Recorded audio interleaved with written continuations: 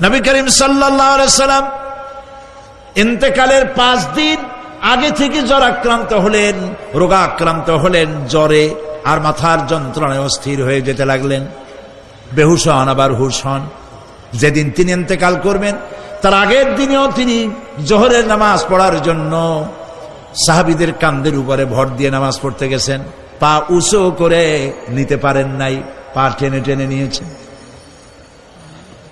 তিনি সেখানে খুতবা দিলেন, বললেন, ও আমার উম্মতেরা, এই পৃথিবীতে আল্লাহ রাব্বুল আলামিন তার এক বান্দাকে পৃথিবীর সব জাগতিক সম্পদ দিতে চেয়েছিলেন, কিন্তু সেই বান্দা সব জাগতিক সম্পদকে উপেক্ষা করে আল্লাহর সঙ্গে দিদার করা বেশি পছন্দ করেছেন। কেউ কিছুই বুঝলো না। হযরত আবু বকর রাদিয়াল্লাহু তাআলা আনহু খুব কাঁদতে লাগলেন। তিনি বুঝতে পেরেছেন যে এই পৃথিবীতে সমস্ত সম্পদ দিতে চেয়েছিলেন আল্লাহ যাকে, তার নাম বিশ্বনবী। তিনি সবগুলি উপেক্ষা করে আল্লাহর সঙ্গে দিদার করা বেশি পছন্দ করেছেন। আমরা অতি তাড়াতাড়ি নবীজি থেকে নবীর এতিম হয়ে যাব। পরের দিন ইশার নামাজের রক্ত হলো, আজান হয়ে গেল। মসজিদে মুসল্লিরা ভরে গেছে, সাহাবায়ে কেরাম সব এসে গেছেন। হুজুরের জন্য বহুক্ষণ অপেক্ষা করার পর হযরতে আবু বকর রাদিয়াল্লাহু তাআলা আনহু তিনি ইমামতির জায়গায় দাঁড়ায় গেছেন। নবীজি বেহুশ অবস্থায় ছিলেন ঘরের মধ্যে। হুশ আসার পর তিনি হযরত আয়েশাকে বললেন, আয়েশা, মসজিদে নববীতে এখন কি হতেছে? তিনি বললেন, নামাজ হচ্ছে। লোকেরা আপনার অপেক্ষা করেছে, কিন্তু আপনাকে না পাইয়া দীর্ঘক্ষণ অপেক্ষা করার পর আপনাকে না পেয়ে আমার বাবার ইমামতিতে তারা নামাজ পড়তেছে, কিন্তু মুসল্লিদের মধ্যে কান্নার রোল পড়ে গিয়েছে। তাদের ধারণা হয়েছে নবীজির জায়নামাজে যখন হযরত আবু বকর দাঁড়ায় গেছে, নবীজির পিছনে নামাজ পড়া আর আমাদের কিসমতে হবে না। নবীজি বলছেন, আয়েশা রে, মসজিদে নববীর দিকের দরজাটা খুলে দাও, আমি নামাজের দৃশ্য দেখতে চাই। দরজা খুলে দেওয়া হলো। নবীজি কোন রকম মাথা উঁচু করে মসজিদে নববীতে নামাজের দৃশ্য নিজে অবলোকন করে আবার শুয়ে পড়লেন। হযরত আয়েশা লক্ষ্য করে দেখেন নবীজির চোখের পানি দিয়ে কোনা দিয়া পানি বেয়ে বেয়ে পড়ছে। হযরত আয়েশা প্রশ্ন করলেন, ইয়া রাসূলুল্লাহ, নামাজের দৃশ্য দেখি কাঁদছেন কেন?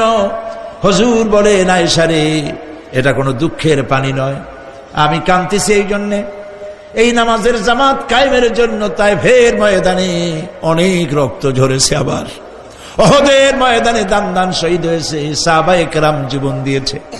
আজ আমি দেখতে পেলাম আমার উম্মতেরা জামাতে নামাজ পড়ছে।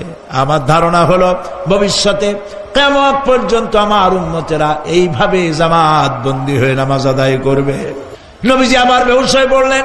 মসজিদে নববী থেকে আজ আর কেউ বাড়ি যায় না, সবাই কান্দে। আজ রাত বোধহয় নবীজি কাটাবেন না।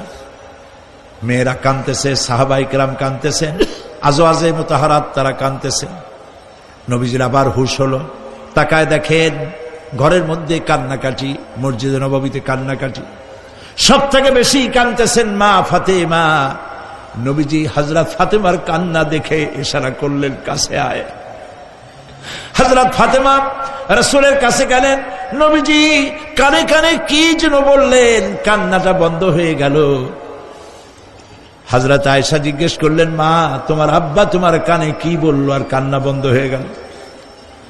হযরত ফাতেমা বলে, আম্মাজি, আমার আব্বা আমাকে বললেন, মা ফাতিমা, তোমার কান্না আমার বরদাস্ত হয় না, কেঁদো না, আমি মৃত্যুর পরে সকলের আগে তোমার সাথে আমার দেখা হয়ে যাবে।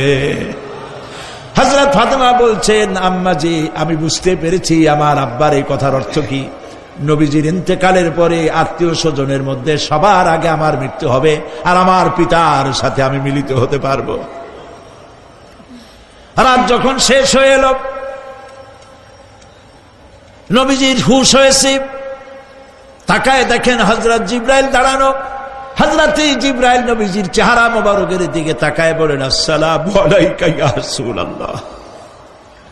আল্লাহ আপনাকে সালাম বলেছেন, আর আল্লাহ পাক জানতে চেয়েছেন আপনার মুখে আপনি কেমন আছেন।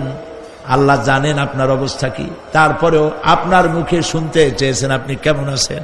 নবীজি বলছেন, জিব্রাইল বড় কষ্টে আছি, বড়ই যন্ত্রণা, বড়ই কষ্ট।